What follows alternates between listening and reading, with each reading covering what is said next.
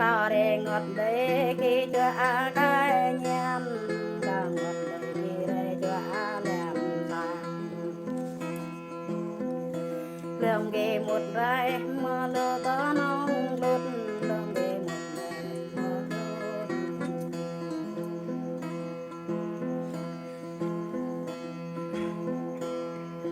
đông đang đông trong tô bàn vào này bầu màu nặng rơi ở bên nghe bầu màu soi bầu ở bên Dạ đó, dạ tay có mất rồi đây này. họ ngồi bầu màu với trôn canh rồi này rơi bầu đây rồi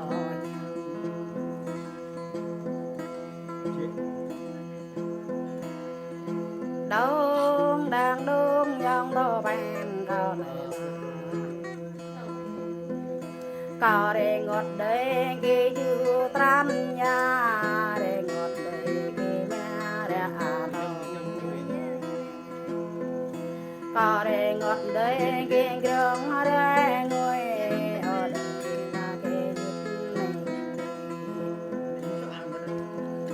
lầm cao nhập mai bơ một đó nôm gương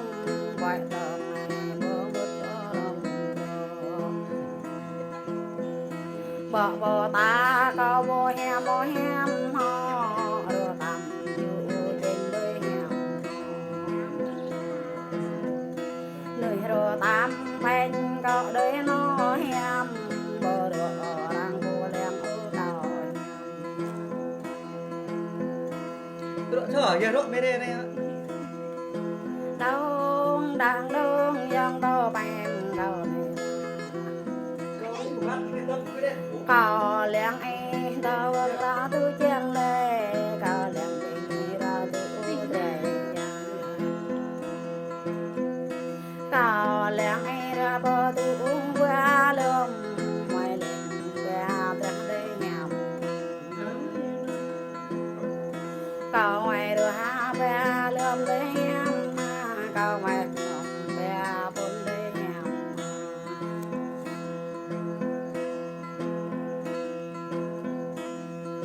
đông đang đông dân tờ bàn đầu này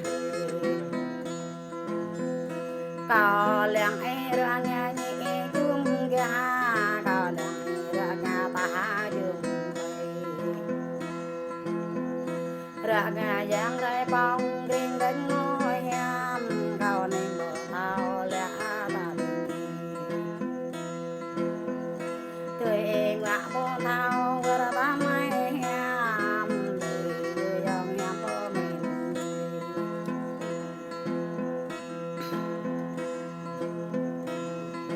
đông đang đông dân tàu bàn đầu này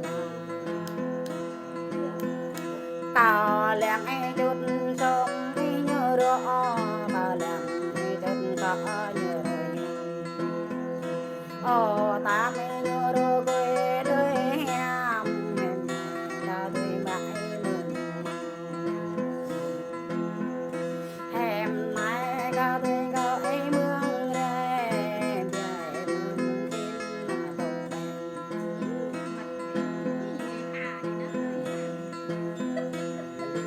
đông đang đông dân bò bàn đầu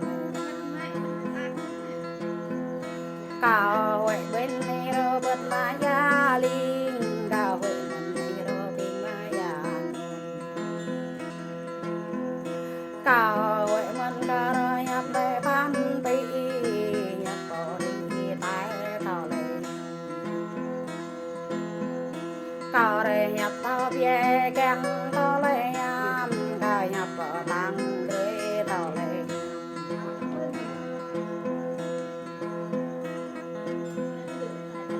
đông đang đông dân bò bàn đầu này có lẽ anh cho rồi biết nhớ rồi cười con có lẽ cho rồi biết rồi cười có lẽ anh cho rồi biết cười nhẹ đỡ huệ đã có biết nhà bông mang được ai ra về bu áo có rồi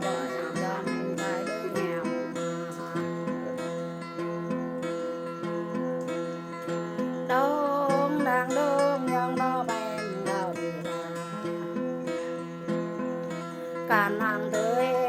mai nói em mà nơi kẻ bà đây nơi rồi đã về cam đây em mà bỏ đi làm đây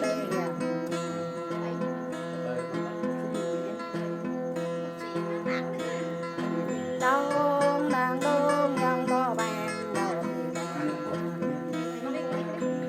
gặp mẹ đã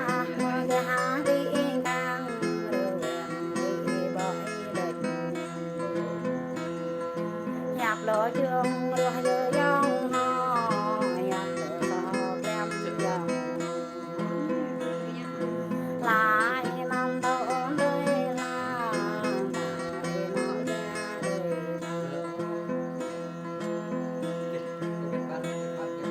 năm đông nàng đông dòng đô bàn đầu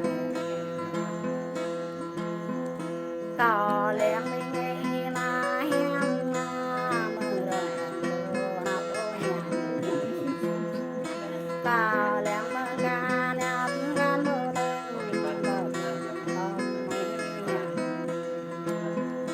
mình ngày năm mưa bay lên đâu mình mình ngày bờ kinh tăng lại bờ kinh là mai tốn là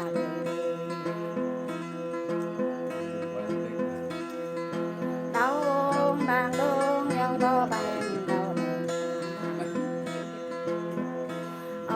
này em cảm ơn món nhắm mà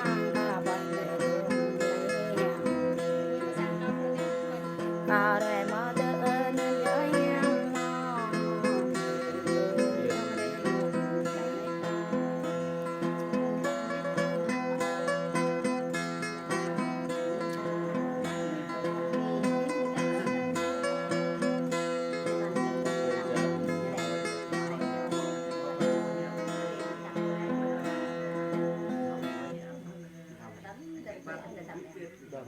cái ba rồi Gracias. Có vậy đơn vị